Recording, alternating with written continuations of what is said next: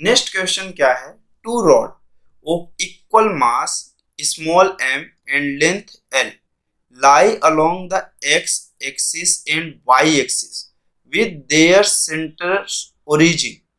What is the moment of inertia of both about the line x is equal to y?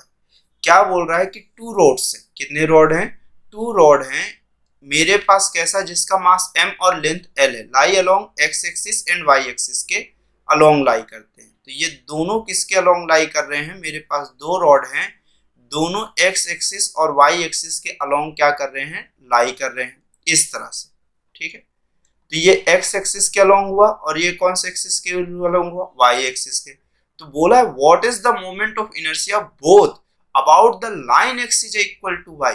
ये अब इनको x और y के respect में inertia नहीं चाहिए, इनको उस लाइन के क्रॉस चाहिए जो लाइन का equation x is equal to कितना है, y। अगर आप इसे देखिए y is equal to mx plus of c से कंपेयर करिए तो आपको ये दिखेगा कि ये m की जगह पे मेरे पास m इंटू एक्स है और c की वैल्यू कितना है, 0, और m की वैल्यू अगर यहाँ से आप कंपेयर करिए इस इक्वेशन को तो आपको ये दिखेगा कि इसकी वैल्यू ऑफ 1 है। तो अगर m की वैल्यू, अगर आप इस इक्वेशन को ऐसे कंपेयर करिए इस इक्वेशन से तो आपको m की वैल्यू ऑफ 1 दिखी, हेंस इसका मतलब ये हुआ कि टेन थीटा की वैल्यू 1 है और टेन थीटा की वैल्यू 1 है, मतलब थीटा की वैल्यू 45 है। उस लाइन के क्रॉस इसकी इक्वेशन मोमेंट ऑफ इनर्शिया निकालनी है, जो लाइन, उस लाइन के अक्रॉस इसकी मोमेंट ऑफ इनर्शिया निकालनी है जो लाइन x एक्सिस और y एक्सिस दोनों से कितने के एंगल पे प्रेजेंट हो, 45 डिग्री के अक्रॉस। तो ऐसी मोमेंट ऑफ इनर्शिया तो हम नहीं निकाले, ठीक। तो अब सबसे पहले तो हमें ये मालूम है कि अगर मैं इस पूरी बॉडी स्ट्रक्चर का x एक्सिस के अक्रॉस ऑफ इनर्शिया निकालूं तो मुझे इस रॉड की इनर्शिया कोई इंपैक्ट नहीं डालेगी, सिर्फ इस एक्सिस की, इस वाले रॉड की डालेगी। तो इसकी x एक्सिस के रिस्पेक्ट में जो इनर्शिया होगी सिर्फ इस रॉड का मास, इस रॉड की डिस्टेंस अपॉन ऑफ 12 आएगा। उसी तरह से Iy की जो वैल्यू आएगी, किसकी वैल्यू आएगी, Iy की जो वैल्यू आएगी वो आएगी ml स्क्वायर बाई ऑफ 12 आएगा, क्योंकि उस वाले में इस एक्सिस के रिस्पेक्ट में मेरे पास ये वाले रॉड की कोई भी इनर्शिया इंपैक्ट नहीं डालेगी। आपको मालूम है एक्सिस के पैरेलल जाने से इनर्शिया में कोई भी चेंजेस नहीं हुआ। अब मुझे इनर्शिया वो पूछा एक्चुअल में इसके रिस्पेक्ट में है, तो अब मुझे ये भी मालूम है कि ये एक लाइन और ये लाइन या फिर ये लाइन, ये तीनों एक लाइन के कैसी होंगी, परपेंडिकुलर होंगी। वो लाइन होगी कौन सी एक्सिस, जेड एक्सिस, जो ये तीनों को ऐसे क्रॉस कर रही है ऑन दी पेपर, मतलब ऐसा पेपर को ऐसे क्रॉस करते हुए जा रही है। तो जो जेड एक्सिस की इनर्शिया होगी वो आई एक्स प्लस ऑफ कितना निकल के आएगी, आई वाई।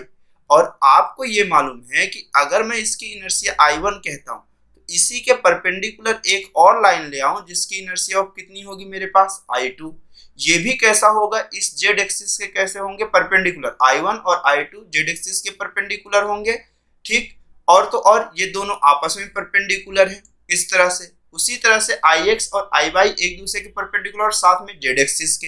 तो जेड एक्सिस परपेंडिकुलर थ्योरम जो अगर मैं लगाऊं तो I1 प्लस ऑफ I2 पे भी लगाएगा, और एक्चुअल में I1 की वैल्यू I2 के कैसी होगी, इक्वल भी होगी। तो जो Iz की वैल्यू होगी वो 2 टाइम्स ऑफ I1 होगी। और अगर मैं यहाँ से देखूं तो Iz की जो वैल्यू है Ix और Iy भी सेम है, ये 2 टाइम्स ऑफ Ix होगी। तो Iz की वैल्यू जो होगी वो मेरे पास 2 टाइम्स ऑफ Ix होगी। तो अगर इक्वेशन 1 और इक्वेशन 2 को मैं कंपेयर करूं तो मुझे ये दिखा कि 2I1 कंपेयर, मैं किसको कंपेयर कर रहा हूं, compare equation first and second को अगर कंपेयर कर रहा हूं तो 2I1 की वैल्यू 2Ix के इक्वल होगी और 2 कैंसिल। तो I1 की जो वैल्यू होगी वो Ix के इक्वल होगी, मतलब जो I1 की इनर्शिया होगी वो ml स्क्वायर बाई कितना हो जाएगा, 12 हो जाएगा। तो मतलब ऑप्शन नंबर ऑफ कौन सा करेक्ट है, सी वाला करेक्ट है, ठीक है। उसके बाद नेक्स्ट क्वेश्चन पे चलते हैं।